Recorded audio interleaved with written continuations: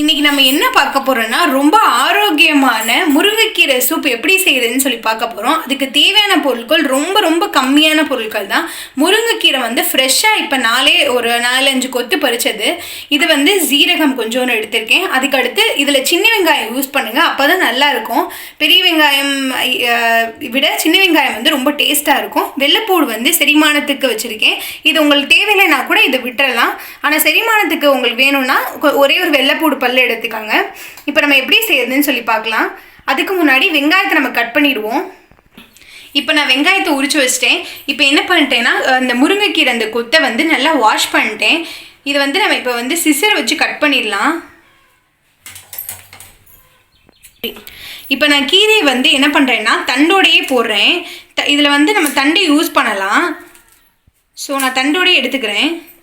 அப்போ தான் சூப்புக்கு தண்டில் சத்து வந்து தண்டிலே இருக்கும். ஸோ நம்ம தண்டையுமே எப்பயுமே எடுத்துக்கணும். நீங்கள் வந்து பறிக்கும் போது நல்லா பிஞ்சு கீரையாக வந்து இப்போ தலைஞ்சதை மாதிரி பறிச்சுக்கோங்க. இது மாதிரி ஃபுல்லாக நல்லா கட் பண்ணிக்கோங்க. நீங்கள் வந்து கட் பண்ணிவிட்டு வாஷ் பண்ணக்கூடாது. கீரையோடு வாஷ் பண்ணிவிட்டு இது மாதிரி கட் பண்ணால் அந்த கீரையில் இருக்க சத்து போகாமல் இருக்கும். இது மாதிரி நல்லா வந்து ஃபைனாக கட் பண்ணிக்கோங்க.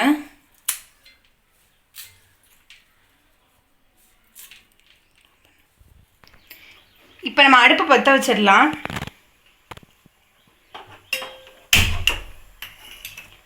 இதில் வந்து நான் ஒரு 4 டம்ளர் அளவுக்கு தண்ணி எடுத்துக்கிறேன். இது வந்து நாங்கள் 2 பேர் அல்லது 3 பேருக்கு 4 டம்ளர் எடுத்திருக்கேன். அதுக்கு ஏற்றாப்புல நீங்கள் தண்ணி எடுத்துக்கோங்க.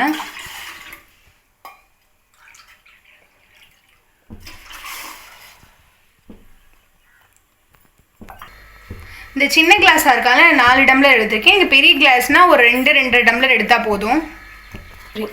இப்போ தண்ணி கொதிச்சுட்டே இருக்கட்டும். அதுக்குள்ளே நம்ம என்ன பண்ணலாம், வெங்காய எசன்ஸ் நல்லா இதில் சூப்பில் இறங்குறதுக்காக வெங்காயத்தை நல்லா இது மாதிரி ஒரு கல்லை வச்சு நான் தட்டிக்கிறேன். ரொம்ப நக்க வேணாம், லைட்டாக வந்து சும்மா அந்த சாறு வெளியேறதுக்காக தட்டினா இது மாதிரி பண்ணணும்.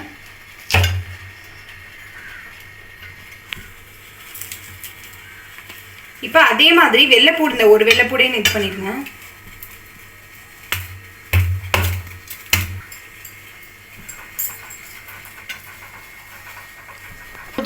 தண்ணி நல்லா கொதிச்சிருச்சு. கொதிச்ச தண்ணியில் நம்ம சீரகம் போடுறோம்.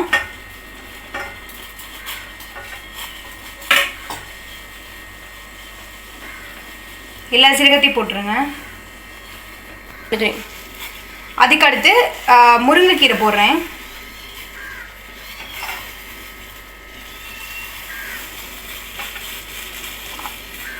அதுக்கடுத்து இதுலேயே வந்து வெங்காயம், வெள்ளைப்பூடி எல்லாத்தையும் அப்படியே போட்டுற வேண்டியதான்.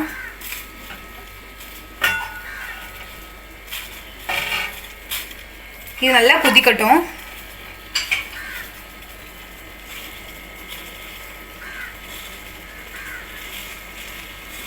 இதை வந்து ஒரு கரண்டி வச்சு கொதிக்கும் போது கரண்டி வச்சு நல்லா கிண்டி விடுங்க. அதோட எசன்ஸ் அப்போ தான் இறங்கும்.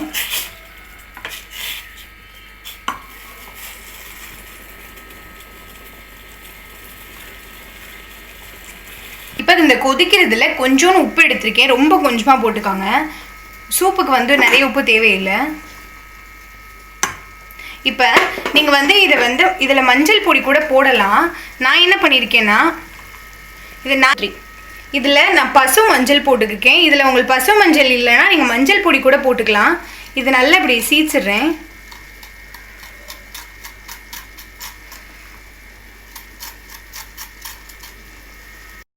இப்போ நான் மஞ்சள் போட்ட உடனே நல்லா இதை கிண்டி விட்டுக்கிறேன். நம்ம வந்து இந்த முருங்கைக்கீரை சூப்பை குடிக்கிறதுனால வயிறில் வந்து ஏதாவது அல்சர் ப்ராப்ளம்னா டக்குன்னு குணமாயிரும். இப்போ நீங்கள் காலைல இதை வெறு வயிற்றில் எப்போயுமே குடிங்க. சூப்பு செஞ்சால் எப்போயுமே மார்னிங் வந்து வெறு வயிற்றில் குடிக்கிற மாதிரி செய்யுங்க. அப்போ தான் அதோட எஃபெக்ட் வந்து நம்ம குடலில் ஃபஸ்ட்டு போகிறனால நல்ல எஃபெக்டாக இருக்கும். வயிறில் புண்ணு இருந்தால் ஆற்றிடும். ஏதாவது இப்போ நம்ம நிறைய பொருள் டெய்லி சாப்பிட்டுட்டே இருக்கோம். அதில் உள்ள நச்சு பொருள் அப்படின்னு சொல்லி நம்ம உடம்புல ஸ்டோர் ஆகிட்டே இருக்கும். அதுக்கெல்லாம் இதை குடித்தா வந்து அந்த உடம்புல இருக்க டாக்ஸின்ஸ் எல்லாமே போயிடும்.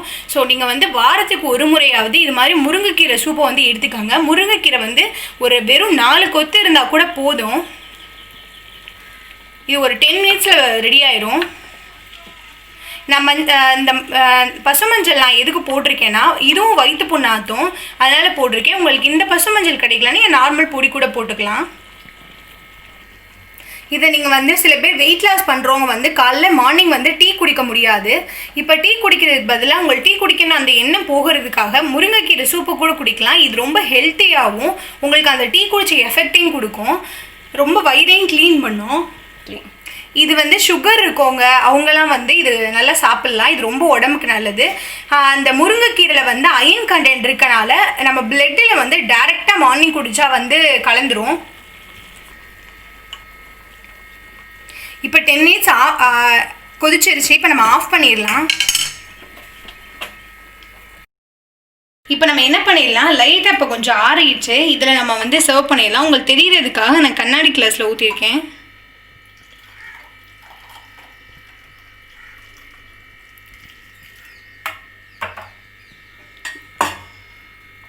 இங்கே பாருங்கள் எவ்வளோ சூப்பராக ரெடியாக இருக்குன்னு. அது பாருங்கள் எவ்வளோ கலராக இருக்குன்னு. இதை நீங்கள் குடிச்சிங்கன்னா உடம்புக்கு ரொம்ப ரொம்ப நல்லது. இதை கண்டிப்பாக எல்லோரும் வீட்டில் ட்ரை பண்ணி பாருங்கள்.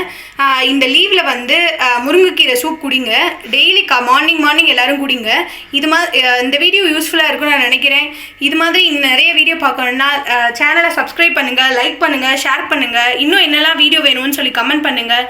இன்னொரு வீடியோவில் மீட் பண்ணலாம். Tata, bye bye.